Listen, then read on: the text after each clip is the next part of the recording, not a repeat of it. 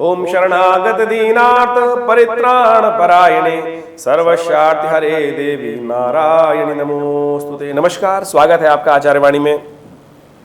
मैं आचार्य विक्रमादित्य आपके साथ हूँ और आपकी राशि के अनुसार से धनु राशि वालों के लिए अक्टूबर का अंतिम समय कैसा रहेगा। देखिए, इसी अक्टूबर के अंतकाल में कार्तिक का कृष्ण पक्ष आरंभ होगा। कार्तिक के कृष्ण पक्ष आरंभ में तो विशेष तौर पे एक बात, ग्रह योग बन रहा है। तुला राशि के अंदर चार ग्रह एक साथ योग स्थित हो रहे हैं और ऐसे में इन 4 ग्रहों की युति जो एक साथ रहने वाली है पक्ष कार्तिक पक्ष की पहले पक्ष के आरंभ में, वो विशेष तौर पर विश्व में अशांति का योग दिखाती है, युद्ध का योग दिखाती है, कुछ प्राकृतिक आपदाओं के योग दिखाती है, भूकंप इत्यादि की योग दिखाती है। तो ऐसे में आपको अपने जीवन में शांत रहने के प्रयास करना चाहिए। 25 अक्टूबर को ग्रह गणना विशेष तौर पर दिखा रही है। एकादशी का पर्व है, उस दिन बुधवार का अवसर पापांकुशा एकादशी उस दिन कही जाती है और रवि योग साथ साथ विद्यमान है, जो सुबह सूर्योदय से लेकर रात्रि में 8:55 तक रहेगा। ऐसे में विशेष तौर पर भगवान विष्णु की आराधना करें, विष्णु भगवान का पूजन करें और आपकी ग्रह गणना भी विशेष तौर पर अच्छी दिखाई दे रही है। ग्रह गणना विशेष तौर पर मन एकाग्र होकर यदि काम करेंगे तो बहुत सुंदर तरीके से आगे बढ़ने के सुंदर अवसर आपको प्राप्त कर सकते हैं। ग्रह योग लोगों के द्वारा भी सहयोग आपको प्राप्त मिलता दिखाई दे रहा है। वहीं 26 अक्टूबर को ग्रह गणना विशेष तौर पर दिखा रही है। द्वादशी का अवसर है, गुरुवार का अवसर, और साथ साथ ग्रह परिवर्तन की तरफ जा रहे हैं और ये परिवर्तन आपकी राशि के अनुसार से स्वास्थ्य के लिए थोड़ा भारी दिखाई देता है। ऐसे में इस दिन सुंदर योग बन गया है, प्रदोष का योग बन गया है। तो इन 2 दिनों में खासतौर पर आपको हम बताएं 26 और 27 तारीख की यदि हम बात करें तो उस दिन स्वास्थ्य का विशेष तौर पर ध्यान रखने की ज़रूरत है। इस दिन प्रदोष का योग है, जो हम 25 तारीख की बात कर रहे हैं, 26 तारीख की, तो 26 तारीख को प्रदोष का जो सुंदर योग बन रहा है। ऐसे में भगवान शंकर का स्तवन विशेष तौर पे महामृत्युंजय मंत्र का जप करते हुए करना आपके लिए बहुत अच्छा रहेगा और समस्त प्रकार के स्वास्थ्य की समस्याओं को दूर करने के लिए ये उपाय बहुत सुंदर तरीके से कल्याण का मार्ग प्रशस्त कर सकता है। इस दिन शाम के समय भगवान शंकर के मंदिर में जाकर दूध से उनका अभिषेक करें। ओम हौं जुं स ओम भूर्भुवः स्व ओम त्र्यंबकं यजामहे सुगंधिं पुष्टिवर्धनम् उर्वारुकमिव बन्धनात् मृत्योर्मुक्षीमामृतात् स्व भुव भू ओम सहजुं हों ओम, इस मंत्र का उच्चारण करें। हो सके तो चावल का दान करें, कल्याण के योग बनेंगे। वहीं 27 अक्टूबर की बात करें, स्वास्थ्य के लिए समय भारी दिखाई देता है, लेकिन उस दिन तिथि भी क्षय हो गई है। चतुर्दशी क्षय है, त्रयोदशी उदय तिथि के तौर पर रहेगी। तो कोई नया कार्य आरंभ करने से अच्छे योग नहीं बनते दिखाई दे रहे। वैसे तो सर्वार्थ सिद्धि योग विद्यमान है, बहुत सारे लोग कह सकते हैं सर्वार्थ सिद्धि योग विद्यमान है तो नया कार्य आरंभ कर लीजिए, लेकिन क्षय तिथि है तो इस बात का ध्यान रखिएगा कि वो अच्छा नहीं दिखाई देता। शाकंभरी देवी की उस दिन विशेष तौर पर पूजा करने का शास्त्र में नियम है। मेरठ इत्यादि क्षेत्र में जहाँ शाकंभरी देवी का बहुत विशाल मंदिर है, कहा जाता है उनका दर्शन कर लेने से बहुत सारे कष्ट दूर होने के योग बन जाते हैं। तो गौशाला में जाकर पालक का दान कर सकते हैं, माँ भगवती को शाक इत्यादि अमर अर्पित कर सकते हैं और शाक इत्यादि का सेवन कर सकते हैं। यह आपके लिए बड़ा शुभ रहेगा। शुक्रवार के दिन ये शुभ योग पड़ रहा है तो गौशाला में जाकर पालक का दान करना भी आपके लिए कष्टों को दूर करने वाला रहेगा। वैसे हमने बताया 27 तारीख को ग्रह गणना स्वास्थ्य के लिए थोड़ी भारी दिखाई देती है, तो ये उपाय कर लीजिए, इससे कल्याण के योग बनेंगे। वहीं 28 अक्टूबर को ग्रह गणना विशेष तौर पर दिखा रही है कि पूर्णिमा का अवसर और शनिवार उस दिन पड़ रहा है और साथ साथ ग्रह योग परिवर्तन की तरफ जा रहे हैं और साथ साथ उस दिन चंद्र ग्रहण भी है। तो इस बात का ध्यान रखना पड़ेगा जो मेष राशि वालों को खासतौर पर कि आपकी राशि में ही ये चंद्र ग्रहण पड़ने जा रहा है। तो ऐसे में विशेष तौर पर आपको ध्यान रखना होगा बहुत सारा, और आपके लिए हम अलग से एक वीडियो बनाएंगे कि कौन कौन सी राशि के अनुसार से कौन कौन से उपाय कर लेने चाहिए, वो आप अच्छे समझ लें। लेकिन सबसे अच्छा ये रहेगा कि रात्रि के समय जब चंद्र ग्रहण पड़े तो उस दिन शरद पूर्णिमा भी है।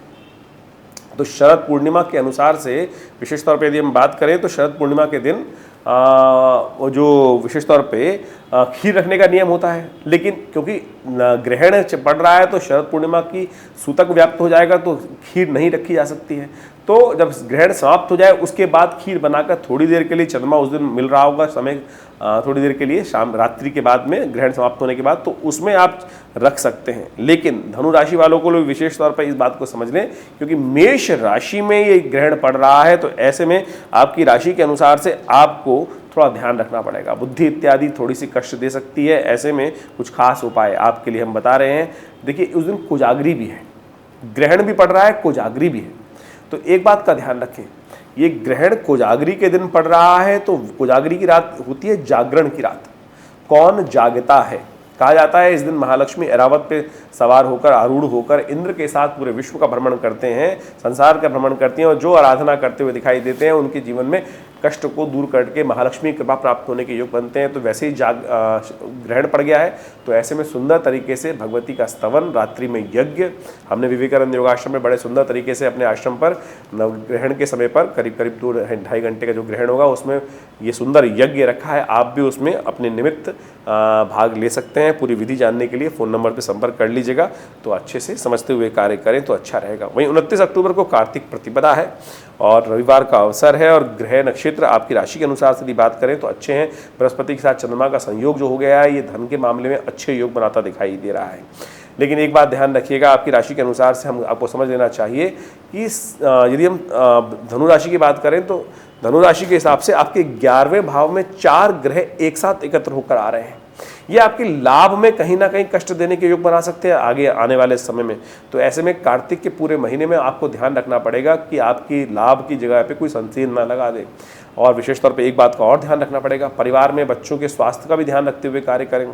ऐसे में आपके लिए अच्छा उपाय जो हम बता रहे हैं वो आप कर लें तो बहुत अच्छा रहेगा। रविवार के दिन ये उपाय करने से आपके कष्ट दूर होंगे। गेहूं का दान करना, आटे का दान करना आपके लिए शुभ है। ये उपाय करके कल्याण का मार्ग प्रशस्त कर सकते हैं। वहीं 30 अक्टूबर का दिन बहुत विशेष है।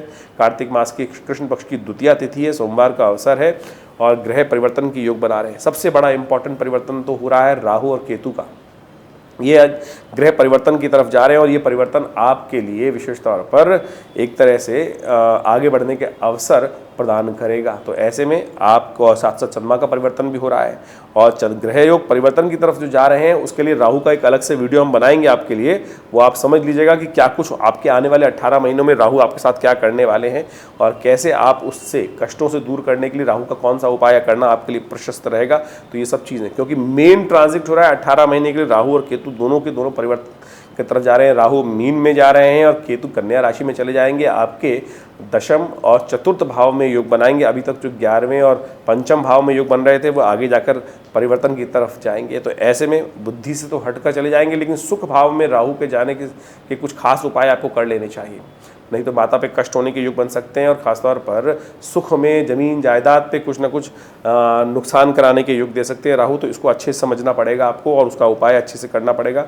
अलग से वीडियो देंगे, उसको अच्छे से समझ लीजिएगा तो आपके लिए अच्छा रहेगा। ग्रह गोचर के अनुसार से यदि वो बात कर लें 30 तारीख की, तो स्वास्थ्य पर थोड़ा समय भारी दिखाई देता है। तो महामृत्युंजय मंत्र का जप करना, चावल का दान करना और भगवान शिव का स्तवन करना ये आपके लिए बहुत ज़रूरी रहेगा।